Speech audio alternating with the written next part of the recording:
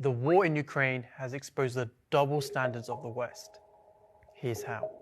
We are all shocked and horrified at the scenes coming out of Ukraine, with an oppressor invading another nation. However, amidst the entire crisis, we can't help but notice an underlying double standard emerging from the way the world is responding. Ukraine isn't the first country to be invaded illegally. In fact, it's not the first country to be invaded by Russia. As we speak, there are Russian jets flying over Syria. Yet we have media commentators consistently highlighting that Ukraine is different and worthy of our sympathy. It's very emotional for me because I see European people with blue eyes and blonde hair being killed, children being killed every day with Putin's missiles. Why?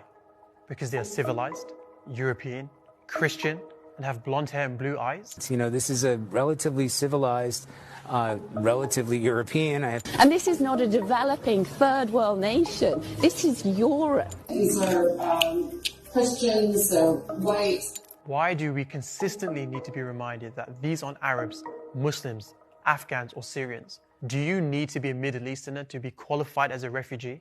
This isn't a place, with all due respect, like Iraq or Afghanistan. And don't get me wrong, of course we care about the Ukrainians, but why do we constantly need to be reminded that these people are different and therefore worthy of our sympathy?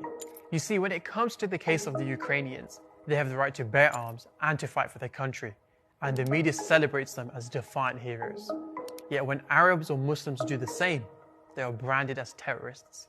Why is it that the Ukrainian Defense Ministry is allowed to teach people how to make Molotov cocktails in their fight against the oppressor, but Palestinian kids from the tender age of 10 are criminalized by the media and imprisoned up to 20 years for throwing rocks at their occupiers? The hypocrisy even extends to the response of global institutions. Russian media and art shows are cancelled, Russian banks are being shut down, and Russian assets are being frozen. Heck, FIFA has also sanctioned all Russian teams from participating, while football stadiums are plastering anti-Putin slogans.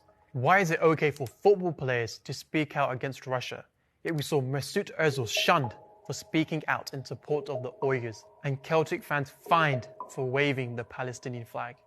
And when we look at the responses of world leaders, we see the exact same hypocrisy. Biden is somewhat shocked by a foreign country invading another.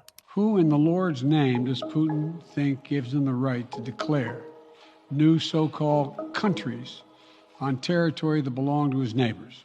But will never say the same thing about Israel invading Palestine.